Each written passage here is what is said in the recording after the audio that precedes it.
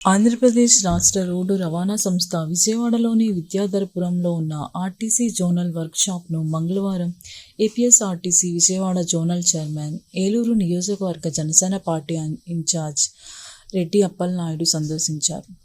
దసరా శరన్నవరాత్రులు మహోత్సవంలో జరుగుతున్న శుభ సందర్భంగా ఆర్టీసీ జోనల్ వర్క్షాప్లో వివిధ ఆర్టీసీ ఉన్నతాధికారులు, ఉద్యోగులు, కార్మికుల ఆధ్వర్యంలో నిర్వహిస్తున్నటువంటి దసరా శరన్నవరాత్రుల మహోత్సవానికి ముఖ్య అతిథిగా రెడ్డి అప్పలనాయుడు హాజరయ్యారు.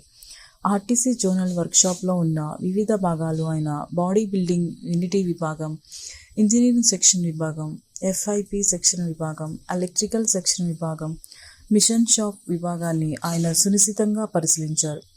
పరిశీలనకు వచ్చిన జోనల్ చైర్మన్కు ఆర్టీసీ ఉన్నతాధికారులు మరియు వివిధ యూనియన్ల నాయకులు ఘన స్వాగతం పలికారు.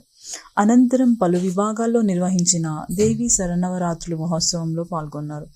ఈ సందర్భంగా ఆయన మాట్లాడుతూ, జగత్తును ఏలే ఆ కనకదుర్గమ్మ అమ్మవారి ఆశీస్సులు ప్రజలందరిపై ఉండాలని ఆకాంక్షించారు.